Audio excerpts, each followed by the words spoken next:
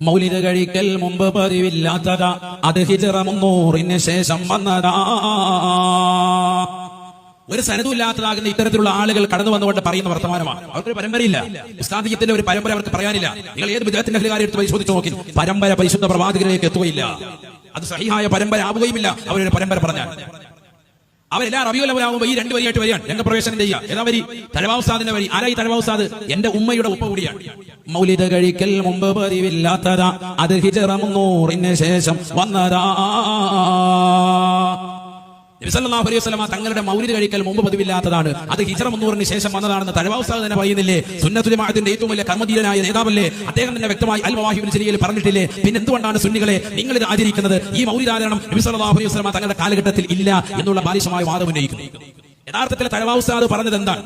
തൊട്ടടുത്ത ശേഷമുള്ള വരികൾ പോലും കട്ടെടുത്തുകൊണ്ട് നിലകൊള്ളുന്നവരാണ് ഇത്തരക്കാർ. പഠിക്കണം നമ്മൾ.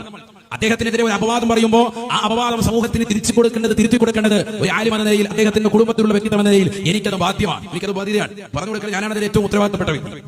അതുകൊണ്ട് തന്നെ അറിയണം, ഇന്നത്തെ തലമുറ അറിയണം, പ്രത്യേകിച്ച് യുവാക്കൾ അറിയണം, യുവതികൾ അറിയണം. ഇനി ആരെങ്കിലും 2 വരി കമൽ അത്തരത്തിലുള്ള കമലിൽ പാടുമ്പോൾ അവനെ തിരുത്തി കൊടുക്കണം.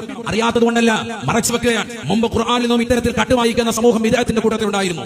ആദരവായ റസൂലുള്ളാഹി സ്വല്ലല്ലാഹു അലൈഹി വസല്ലം തങ്ങൾ സാധാരണ മനുഷ്യനാണെന്ന് അറിയിക്കുന്ന ആയാത്തുകൾ അവർ പരിപൂർണമായി ഓതാതെ നിലകൊണ്ടിരുന്ന വ്യക്തിത്വങ്ങൾ ഉണ്ടായിരുന്നു. ഇന്നമാ അന ബശറും മിസ്ലുക്കും, തീർച്ചയായും ഞാനൊരു സാധാരണ മനുഷ്യനാണ്. ബാക്കി ഓതൂല. യുഹാ ഇലയ്യ, തൊട്ടടുത്ത് തന്നെ അല്ലാഹു പറയുന്നുണ്ട്, എന്നിലേക്ക് ഉത്ബോധനം നടത്തപ്പെടും, വഹി നൽകപ്പെടുമെന്ന് പറയുന്നുണ്ട്. അത് കാക്കും, അത് കട്ടിട്ട് വിട്ടിട്ട് ഒരല്പം ഓതും, മുറിവാക്യം. അങ്ങനെയാണ് അന്നും ഇന്നും ജീവിക്കുന്നത്. മുമ്പ് ആയത്തുകളും ഹദീസുകളും കട്ടോതുന്ന ആളുകൾ ബാക്കി ഓതിയാൽ പിടിക്കപ്പെടാൻ. കാരണം വഹി നൽകപ്പെടുന്ന വ്യക്തി എന്ന് പറയപ്പെടുമ്പോൾ തന്നെ സാധാരണ വ്യക്തിയല്ല, അസാധാരണ വ്യക്തിയാണെന്ന് വന്നു കഴിഞ്ഞു. സാധാരണ മനുഷ്യനാണെന്ന് അർത്ഥം വെക്കുന്ന ആയത്ത് മാത്രം മതി അവർക്ക്. അവരുടെ ഉദരം കടന്നു പോകും, അവർക്ക് എങ്ങനെയെങ്കിലും ഭക്ഷണം കഴിച്ചു പോകാനുള്ള വക അതിലുണ്ട്. അതുകൊണ്ട് അവരെ കൊണ്ട് പറഞ്ഞു നിർത്തും, ബാക്കി ഓതാറില്ല.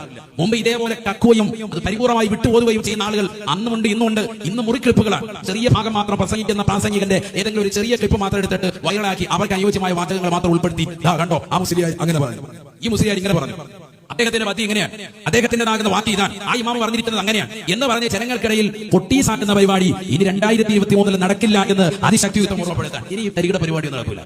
വിവരവും വിദ്യാഭ്യാസവും ഉള്ള ആളുകൾ ഇവിടെ കൂടി വരികയാണ്. നിങ്ങൾ അൽ മവാഹിബുൽ ശരീഅത്ത് വായിച്ചു നോക്കി, ഇന്നും കിട്ടുമല്ലോ.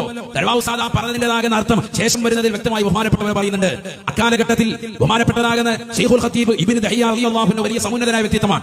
ബഹുമാനപ്പെട്ടവർ അദ്ദേഹം ഒരു മനോഹരമായ ഗ്രന്ഥം രചിച്ചു. മുത്തുനബി സല്ലല്ലാഹു അലൈഹി വസല്ലമ തങ്ങളുടേതാകുന്ന മദ്ഹുകൾ ചേർത്ത് കുറക്കണക്കിക്കൊണ്ട് മൗലിദിന്റെ ഗ്രന്ഥം രചിച്ചു. ആ ഗ്രന്ഥത്തിന്റെ പേരാണ് അത്തൻവീർ.